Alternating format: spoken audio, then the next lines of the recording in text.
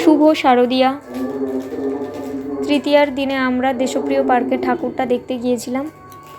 এত ভিড় না কি বলবো, তৃতীয়াতেও কি ভিড়।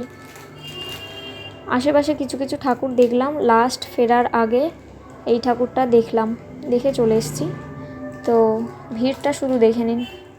এখানে পাশে দেখছিলাম লরিয়াল, পতঞ্জলি, নিউট্রেলা এগুলো স্টোর আছে। এটা যেমন পতঞ্জলি স্টোর। পতঞ্জলি স্টোরে কাকে দেখা গেল দেখুন, এই যে আমার খুব পছন্দের একজন অভিনেতা রোহান, সিরিয়াল করে, বাংলা সিরিয়াল করে, সিনেমাও কিছু কিছু করেছেন। আমার তো দারুণ লাগে ওকে। আর কার কার পছন্দ আমাকে কমেন্টে জানাবেন। আর কি বলবো, সামনে দেখতে না এতটাই হ্যান্ডসাম লাগছে, টিভির পর্দায় যা দেখি সামনে থেকে দেখে দারুণ লেগেছে, দারুণ হ্যান্ডসাম, খুব সুন্দর। আর উনি সবাইকে হাত নেড়ে নেড়ে শুভ শারদিয়ার অভিনন্দন জানাচ্ছিলেন হাসি মুখে। এটা দেখেও খুব ভালো লাগলো। উনি এখানে পতঞ্জলির অ্যাডভার্টাইজমেন্টের শ্যুটিং করছিলেন।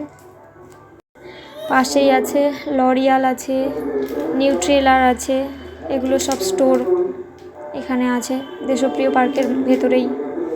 ওনারা ওনাদের কাজ করুন আর আমরা এগিয়ে যাই একটু একটু করে মণ্ডপের দিকে। তো পুজোয় সবাই জমিয়ে আনন্দ করুন, খাওয়া দাওয়া করুন, ভালো থাকুন, সুস্থ থাকুন। বাট এটা ভুললে চলবে না যে আজও পর্যন্ত আমরা অভয়ার বিচার পাইনি।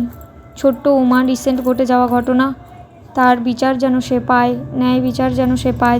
আমরা সবাই মিলে তাদের জন্য প্রে করি আর বলি উই ওয়ান্ট জাস্টিস।